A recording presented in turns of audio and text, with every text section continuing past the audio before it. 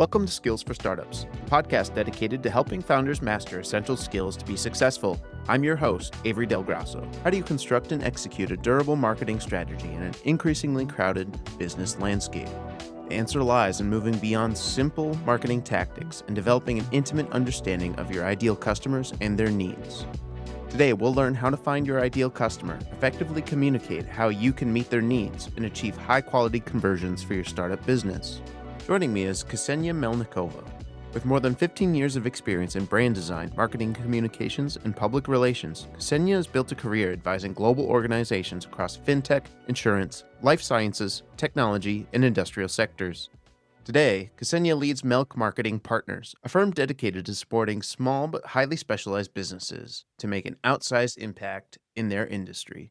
Welcome to the podcast, Kseniya. Thanks for having me. Glad to be here. So today, you and I are talking about marketing and finding your ideal customer. What exactly is an ideal customer profile, or ICP? So an ideal customer is really the person, the profile, the individual who you would be doing business. In the real world, when you ask a successful business, who is your customer, the answer is never everybody.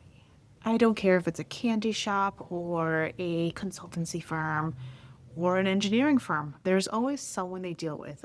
Those individuals, those ideal clients can vary by age, can vary by gender.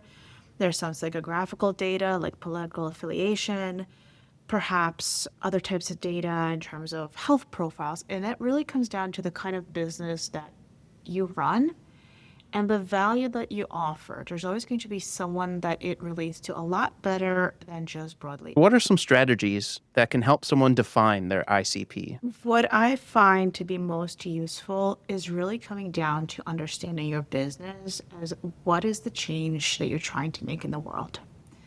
When you start understanding your own individual business's goal, right?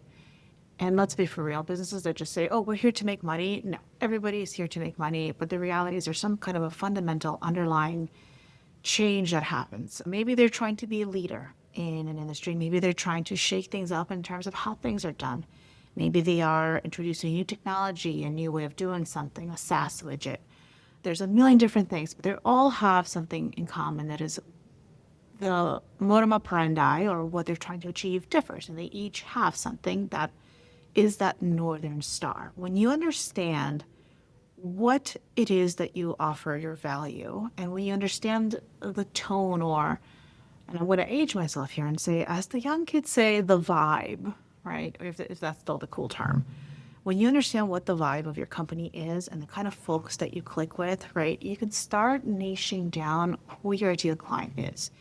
Typically, there's more than one. There are people who can use your service, but they're maybe not ready to make a purchase because they don't have the money or they're not yet ready to commit, right? And then there are people who perhaps are ready to make a purchase, but they are going to be a very hands-on client, a very demanding client, and the value you're going to extract from them is going to be less. And then there's the high tier clients, and this is where that 80-20 rule of business comes down, right? 20% of your clients are going to be responsible for 80% of your business. They're going to be a lot more hands-off, but they're going to demand a certain level of expertise or value provision. And so you need to map for your specific business what each one of those clients looks like, sounds like, what is it that they do, right? And then within that framework, start identifying trends. So for example, there's a client I'm currently working with right now who is an engineering firm. They do custom machinery. They create them from scratch for various manufacturing shops and, MFGs, SME MFGs. And in theory, one can say, okay, their ideal customer is pretty much any mom and pop shop that is a manufacturer. But when you start analyzing it, you start noticing, okay, most of their clients tend to be male. Most of their clients tend to be at least 45 years of age. Most of their clients live in rural communities. They also tend to skew a little bit more heavier on conservative political trends, which also translates into conservative purchasing decisions. They are less likely to adapt new technologies. They are very hesitant and cautious about any misstep they might make with a business. And so the way that translates back into marketing is once you understand those frameworks and the purchasing decisions, now you could start saying, okay, perhaps pushing newer AI algorithms for decision-making machinery within that framework isn't going to make the sale. But maybe a piece of technology that is tried, tested, and true and has been out in the market for the last 5 to 7 years is going to make a lot more of an impact and a desire for them to make that purchase. Understanding that ideal client profile bolsters what you're saying, not just understanding to whom you're saying, but how you're saying it. And then what does that sales leg of your business conversion look like? And so if you don't understand the ideal client profile, you might be trying to sell something that nobody in your specific situation wants. And so you're wasting time and money. When you understand it, your business runs a lot more efficiently. Could you talk a little bit more about what a conversion might look like for these different ICPs or these different profiles? Sure. So one of the things that happens with client profiles when you start noticing is that there's always an underlying different emotion or this point of convergence that forces a sale. When I say a sale, I don't just mean the action of handing over money for a product, but also a buy into an idea or buy into a leadership or buy into following you, be it on socials, be it on your blog. And the way that it typically breaks down is that if you look at the traditional and true triangle of the Maslow's hierarchy of needs, no matter which product or service or thing that you buy, even yourself, it somewhere on that pyramid fulfills a need. What you need to figure out in terms of an ideal client profile is which need are you fulfilling? Because if you're fulfilling, for example, a need that is at the very bottom of that rung, that need for sustenance, then the chances of a client purchasing your item or buying into it at a high value is a lot less likely to happen because those individuals are looking for value. They're looking for the cheapest, best outcome to make it immediately sustainable. So examples of businesses like that will include 99-cent stores, right? Dollar Tree, Dollar General. A lot of times Walmart kind of plays into that with a lot of products, fast food joints. They are trying to sell something that is very cheap and meets the bare minimum basic need for something day to day. Now, as you start climbing up the pyramid, you start noticing that what it is that the individual is looking for changes. At the very top of the pyramid might be clients like enterprises. They're not going to be looking at the cheapest possible solution. They're going to be looking at a product or service that is going to help them preserve that level of self-actualization. And so they're looking more for the guaranteed result, right? So those products tend to be priced more premium. And so when you understand the ideal client profile and you understand how that relationship to your specific product that you're offering, how that nexus happens, you start understanding what is the psychological hook that's going to make the conversion. And when you understand the psychological hook, you can now start crafting marketing copy and strategy around enabling that hook to force those conversions. You're not going to see someone like IBM start advertising themselves and saying, hey, you know what? We are super cheap, we're super affordable. No, they're a little bit more exclusive. So you need to find where in those extremes you live. That makes a lot of sense. And with this nexus of your product, the customer, and their needs all coming together, how does that translate into the marketing material, the copy? How does that translate to something that attracts their attention? When you understand the kind of value you're looking to provide or what is that northern star of your company, you start crafting an ideal your brand archetype. Depending on which archetype you fall into, your tone, your messaging, even your branding profile in terms of colors starts forming a certain type of shape. There are patterns, right? For example, there are caregiver brands. In healthcare, we see this a lot, or in community outreach, they fall into this caregiver archetype. So their phrasing, their wording is usually going to be a lot more softer. They're going to appeal more as the giving hand. They're going to be probably actually addressing people who are looking for survival, bare minimum, or something that is addressing an immediate physical need. When you map that out, 90% of your marketing positioning starts self-forming and you're not wasting as much time trying to figure out what that looks like, right? The general parameters of your marketing start taking shape. If you start talking to your customers and you know what your ideal customer profile is, but you haven't connected yourself to the archetype, a lot of times there's a mismatch. For example, let's say you run a financial services app that is designed to provide advisory services to everybody at a cost, right? Finance apps we see are leaning more masculine. They're that edgy, dark colors, greens. We see this with things like Robinhood, right? When you're trying to appeal to a market that maybe also includes women, they are less likely to flock to those types of apps. And we see this in the user distribution. So when you start making yourself more accessible to various diverse perceptions that are more likely to hand you over the money and make a sustainable business, you need to keep that into consideration, because your communication isn't just what you're saying into the world. It's also how are you positioning yourself visually, verbally, your cadence, your voice, your tone. You could say, I have an apple in a million different ways that is most relatable to different people, and it will each get something else out of it. So your job as a marketer or as a marketing for your business, especially startups, is to make sure that what you're saying is connecting at the level of the person you're trying to connect with. It seems so simple when you put it like that. But really, marketing seems so complex, when you're first approaching it. It's complex because when we say marketing, we tend to think of this long laundry list of things we should be doing. But the reality is that those are all tactics, right? Social media is a tactic. Digital marketing is a tactic. Even podcast, that's a tactic.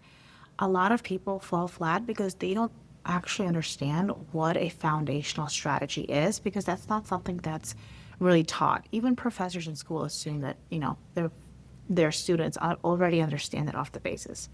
You could find it very easily. It's kind of funny to me is when you ask somebody to define a strategy versus a tactic, right? Very often there's a blur. You see this, for example, with folks will say, well, we have a social media strategy. And when you start asking them about it, 90% of it will be tactics. It would be, hey, we're going to be posting on this medium, this amount of times, saying this amount, these types of things. But it's not a unifying strategy. So when you step back and you actually look at yourself and build the right foundation, everything else in marketing is super simple.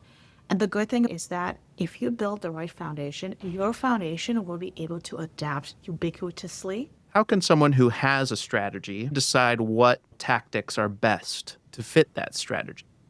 So I'm going to right now completely blow my cover, because I am in Startup Sioux Falls, and downstairs there was a bunch of cake. So here's how I'm going to phrase it, because I'm definitely thinking of that cake, is that your strategy is like the cake. You are the business, you are being served. Your tactics are the icing on it, right? So the flavor of the icing, the color of the icing can change, right? You could even scrape off that icing and put a new layer in it, But the way you figure out the tactics is typically when you figured out the strategy of who you're talking to, you already know where it is they exist, right? If your prime client group is teenage girls who are between the ages of 14 and 17, they are on TikTok. You're not going to be marketing them on Facebook. I lovingly refer to Facebook as the millennial retirement home, myself included, because that's the social media that we started with. We also had MySpace.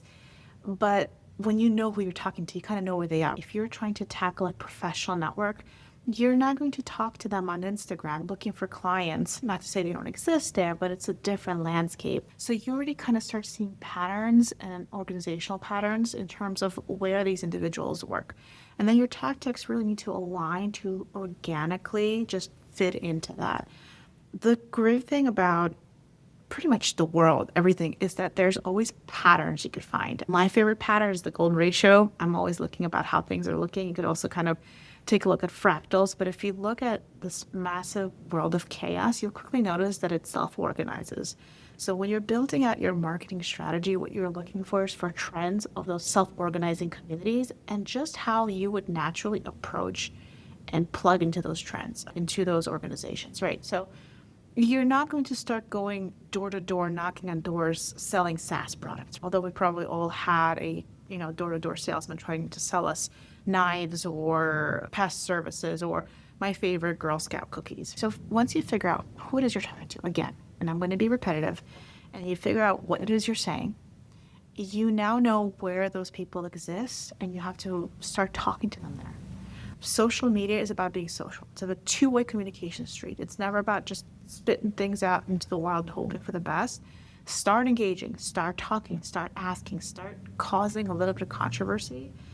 And it's okay to fumble. I mean, there's levels of fumble. Don't do something that you know is not the right thing, right? But if you say something that's kind of you feel nerdy about, that's okay because you're learning along the way. And a lot of it is about forming hypotheses and testing it out. And as you grow as a company and you start testing out your various ways of those tactics, you start noticing which ones it is that you are getting better results from. Lean into those because until you start growing your marketing operations internally by bringing a team, you don't need to overextend yourself. Find one thing and do it consistently, whatever that one thing is. That's some great advice. Do you know of any examples where maybe the marketing tactics were wrong and the formula was wrong, where it reached the wrong customers? What happened from that and how did they resolve it? Ooh, great question. My favorite one to mention is this one finance client I had. So the founder came out of the finance world working with advisory firms and as a consequence fell into the typical finance bro stereotype. Picture if I say that those words, you're going to envision a very specific type of an individual, right? And this is the example of things tend to fall into pattern and systems, right? The product he was developing was something that was a little bit more approachable to everyone. But because he was coming at his marketing and how he created it himself from his own position, his bias was marketing towards himself. What would make him receptive towards a product? However, he was not the ideal customer for his own product. He formed a product because he had so many other individuals in his life ask him about the specific solution he developed. And so he decided, hey, if I have so many people asking me about it, I will develop this product. But because he didn't tie it to the type of people he should be communicating in, because he went in a little bit more finance, edgy kind of positioning towards, the people he was trying to connect with paid him no attention. And because he started leaning in heavy-handed onto that financial bro finance app, and he started mimicking what are the hedge funds doing? What are the private equity firms doing? What are the venture capital firms doing? Maybe I should sound like them. Maybe I should talk to like them. He kept on alienating his ideal clients further and further. So the stuff he developed for his MVP wasn't even interesting to the clients and the problems he was trying to solve for them. So it actually stalled his MVP development. After we realigned his brand, we were able to better understand what his end goal is, how to create a more robust project management way for him for the dev team to roll out, and understand what value should we lead with. So by understanding it, he got a much clearer view on what the premier product should be like. He got a better way to understand it, a complete brand refresh in terms of how he's positioning himself. And then we started seeing just more steady and robust growth from his ideal clients across socials. Wow, that's a great story. If a founder was to make a marketing mistake like that, is that something that someone can come back from? Or do you find that these mistakes are fatal? No, especially for startups, most mistakes are not fatal. To change and an ability to fail fast is fatal. But the great thing about startups is that because you're still very small, your ability to remain nimble and agile is a lot more amplified than any established business. Especially if you have not launched yet, you're able to pivot a lot quicker. Where things become a little bit more dangerous is where you have other people's money on the line. So if you are a self-funded startup and you're working against your own, investment interests and you're developing things, and you might slow yourself down, maybe by a month, maybe by a quarter, maybe even by a year. But people like that who are self-funded typically have a little bit of a runway that they get pivot from a lot quicker. And the good thing is that when you stumble, there's usually something you've picked up and learned from, right? When you have other people's money on the line, so let's say you have angel investors that you're using to develop an MVP from, what ends up happening is they'll start asking you questions. Where are you with the product, right? Because you do have to have investor communications. And when you don't have anything to show for it, it becomes really scary, especially if you're kind of stuck in this, loop of, well, I'm working on something, but it's not clicking. How do I make it click? I tried this, it's not working again, right? So you need to sometimes kind of refresh yourself, and that's very scary. Heck, I've even done it with my own brand. I just rolled out a rebrand because I realized the initial brand I rolled my business out with just wasn't communicating the right type of things I offered. So I just launched a rebrand. And is it scary to launch it? Of course, you're going to start thinking that people are going to judge you. But the reality is it's like similar to that fear of public speaking. Most people are not going to overthink it. So you shouldn't either. So really, it kind of sounds like the fatal mistake is not changing and not being flexible enough. So there are times that lifting mistakes are fatal. We all know doorbell.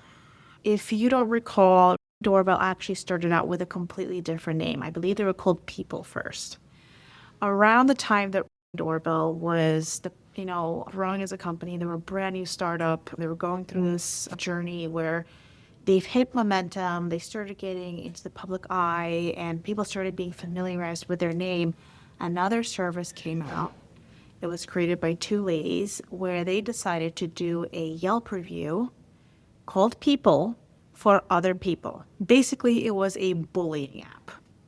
And the individual who rolled it out was very well connected. And so her app got immediate media attention and an immediate lashback because of all the problems that a Yelp review for other individuals would have. I mean, millennials will definitely remember this, but there were plenty of anonymous apps where people would, trash talk each other across university campuses. I think it was called Yak. And there was a few other attempts, private, closed, Facebook groups.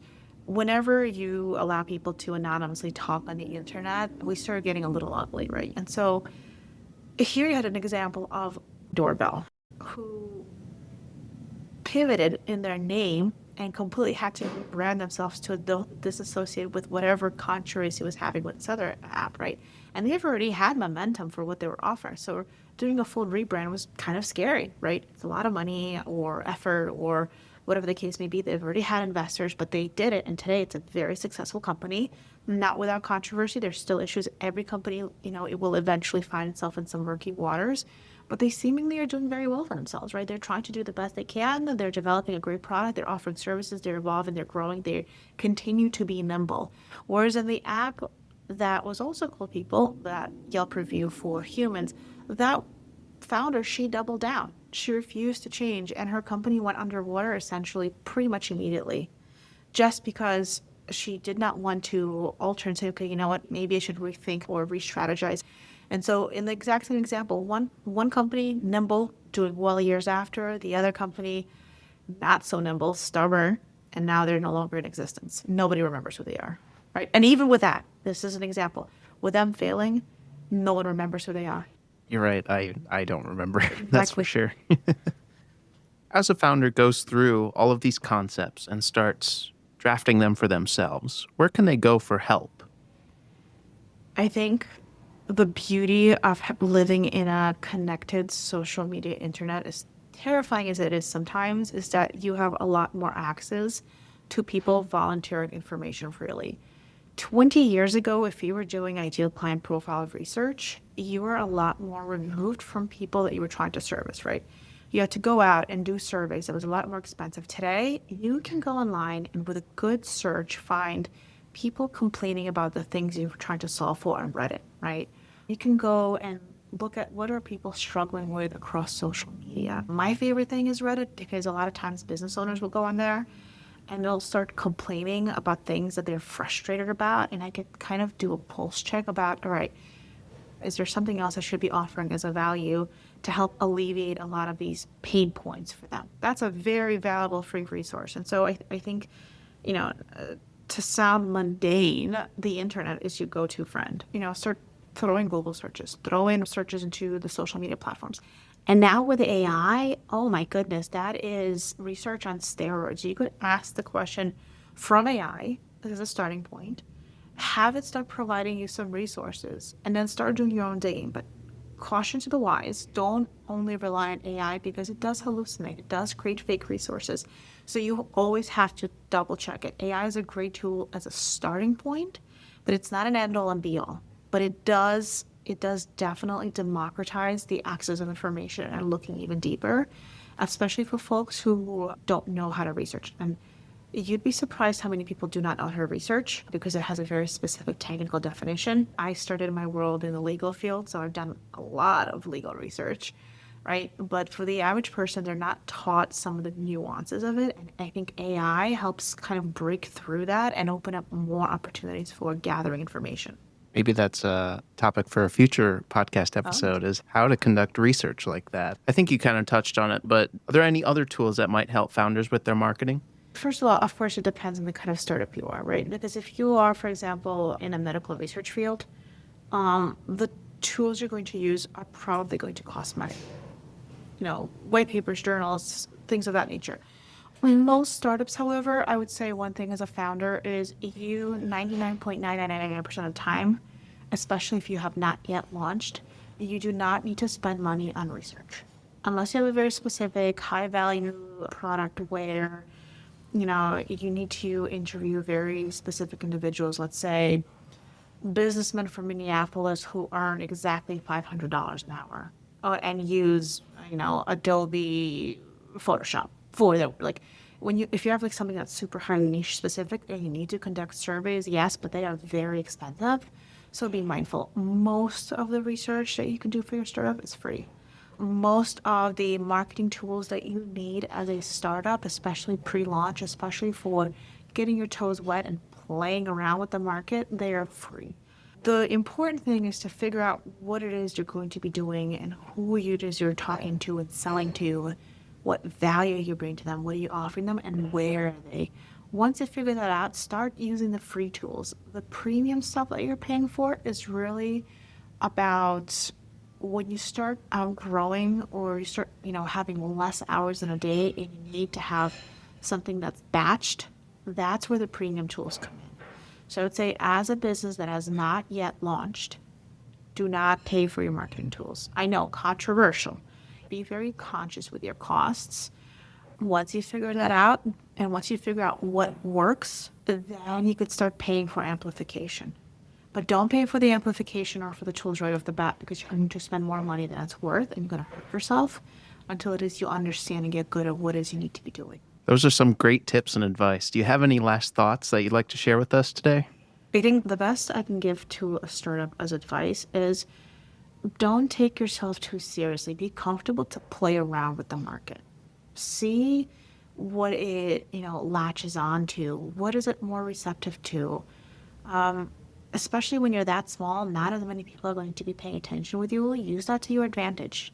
Run an A/B test. Get a little sassy. You could always delete a post. And again, just like no one remembers the founder of that Other People app, right? No one's going to remember the photos you made when you were just starting out as a startup, provided you don't do anything illegal or unethical, right? All within reason. I know a lot of people say this to startups. Fail fast. Fail fast. Screw up. Stumble. Trip. Dust yourself off. Get up. Try again.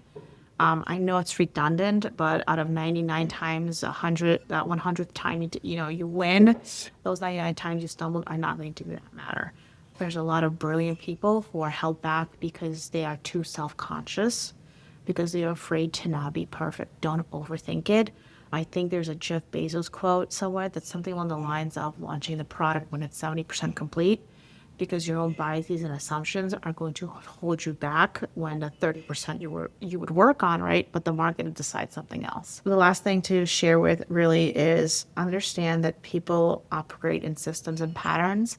Find the patterns and you'll find your path. Thanks for coming on the podcast, Kseniya, and for sharing your expertise with us today. Of course, I'm really glad to be here and happy to help. In collaboration with this podcast, I just wanted to kind of give something extra to your listeners. So for those who, need additional resources, click the link that will be provided with Avery's podcast, and you'll be taken to a page where you can download a free resource for a 30-day ideal client profile. There are 2 resources, one for startups who have yet to launch and one for startups who have launched. Pick the one that works best for you and move on up. Thanks again, Kseniya. And as she said, if you'd like to access those free resources, the links will be in the description. The Skills for Startups podcast is offering a free guide on customer discovery. Download yours today at skillsforstartupspodcast.com. Skills for Startups is part of the Prescription Podcasts family of podcasts. To listen to more interesting stories, including those that are shaping the future of our health, visit prescriptionpodcasts.com.